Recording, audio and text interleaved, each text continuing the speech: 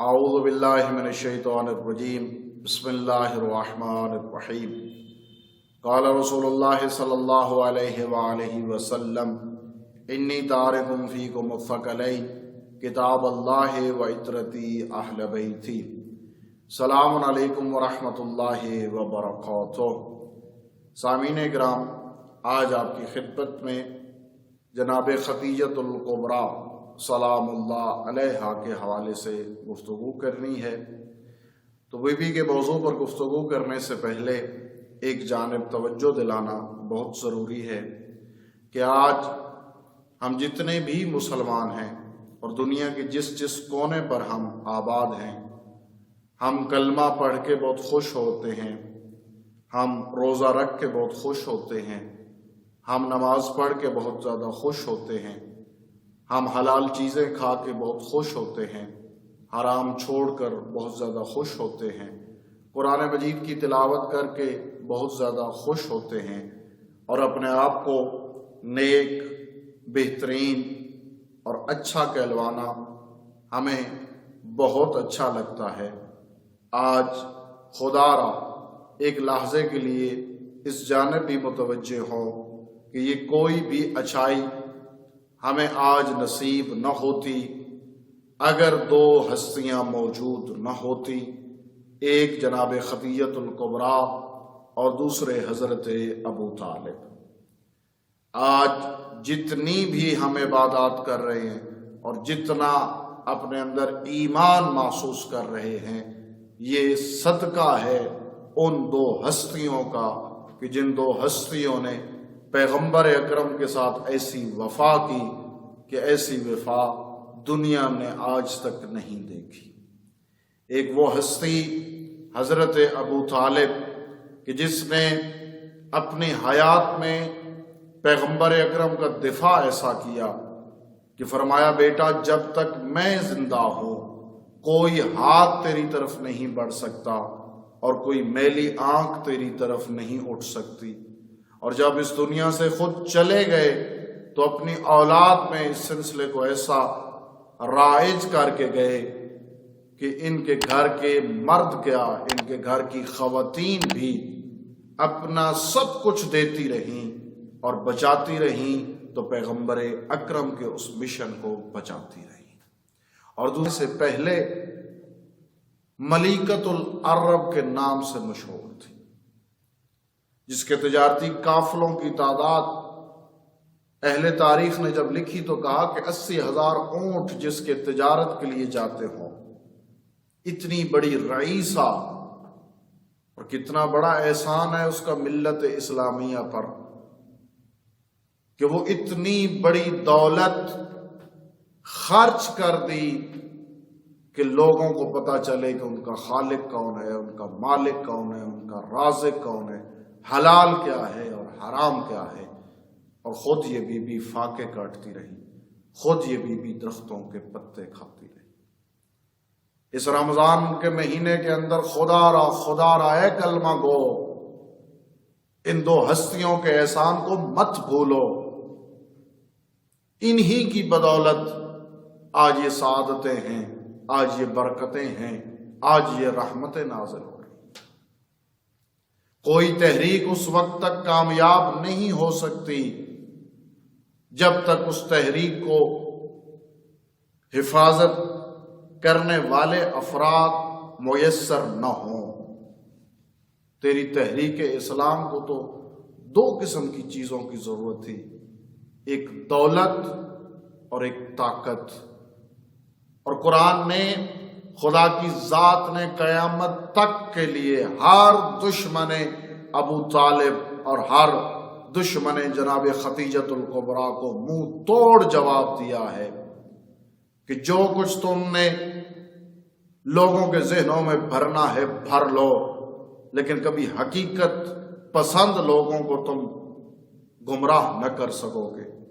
جو میرے قرآن کے قریب ہوگا، میں اللہ اس بندے کو ان دو ہستیوں کا مخالف نہیں بننے دوں گا، کیونکہ میں نے والضحیٰ کی صورت کے اندر اپنے حبیب کو دو باتیں یاد کرائی ہیں، اور یہ دو باتیں کوئی معمولی باتیں نہیں تھیں۔ یہ باتیں مرکز تھیں، یہ بنیاد تھی۔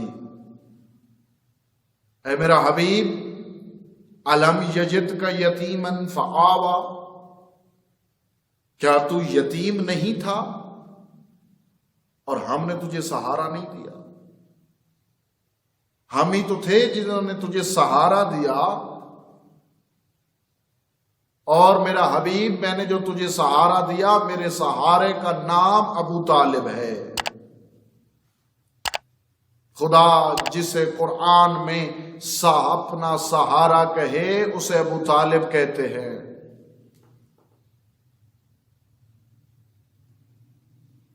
تو میرے دوستو، ہم کس کے مخالف ہو رہے ہیں؟ وَوَجَدَكَ عَائِلًا فَأَغْنَىٰ، میرا حبیب کیا تو غریب نہیں تھا؟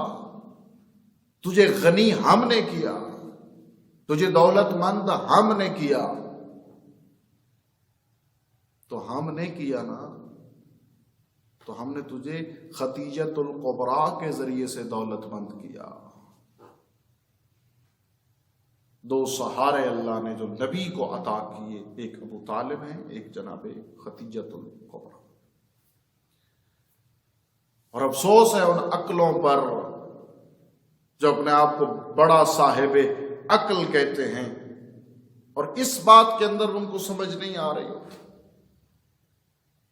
ماننے پر آ جائیں، تسلیم کرنے پہ آ جائیں تو ان کو اسلام کا بہت بڑا ٹھیکیدار بنانے کے لیے تیار ہو جائیں گے، جنہوں نے خوف کی وجہ سے فتح مکہ والے دن کلمے پڑھے، اور وہ لوگ کلمے سے پہلے بھی دشمن اسلام تھے، دشمن رسول تھے، اور کلمہ پڑھنے کے بعد انہی کی اولادوں نے اولاد رسول کے خلاف بھی یہ ساری بغاوتیں شروع رکھی اور ان پر ظلم کیا۔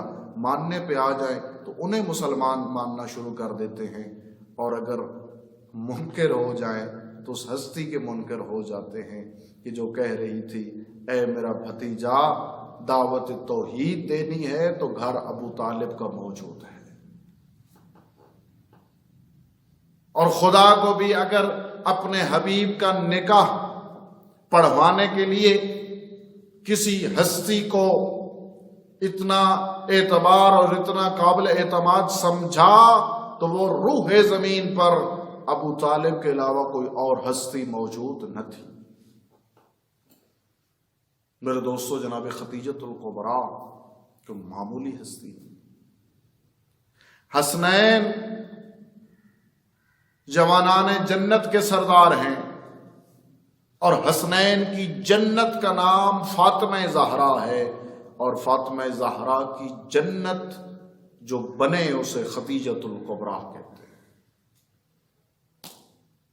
وہ عظیم خاتون کہ جس کے بارے میں پیغمبر اکرم ارشاد فرماتے ہوئے نظر آتے ہیں، کسی مال نے اتنا فائدہ نہیں دیا جتنا فائدہ خدیجۃ الکبریٰ کے مال نے دیا۔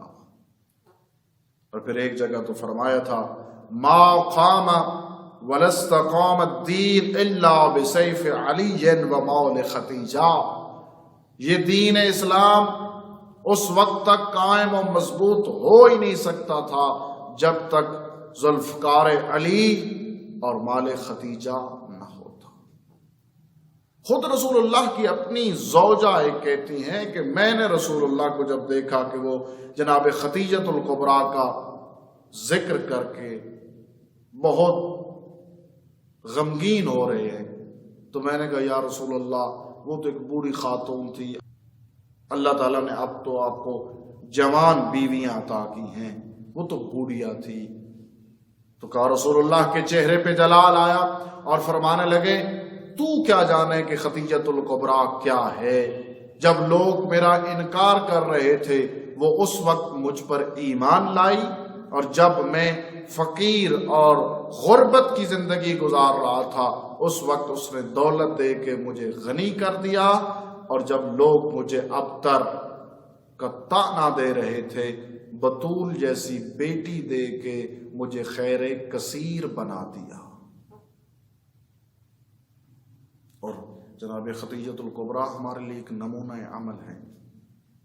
آج کی خواتین اس بات کی طرف متوجہ ہوں، جناب خدیجۃ الکبریٰ اس معاشرے کے اندر زندگی گزار رہی ہیں جہاں پر خاتون کو صرف محفلوں کی زینت بنایا جاتا اور اس کا تماشا دیکھا جاتا تھا، اور یعنی اور فحاشی کا بازار گرم تھا۔ گندے ترین ماحول کے اندر بھی ان گندے لوگوں کی زبانوں پر جب بھی بطول کا نام، بطول کی والدہ کا نام آیا تو انہیں ساتھ لفظ طاہرہ ضرور استعمال کرنا پڑا۔ بی بی خدیجہ نے اس زمانے میں رہ کر ہمیں یہ بتایا، اتنے گندے معاشرے میں رہ کر بھی میں نے اپنے آپ کو طاہرہ کہلوایا۔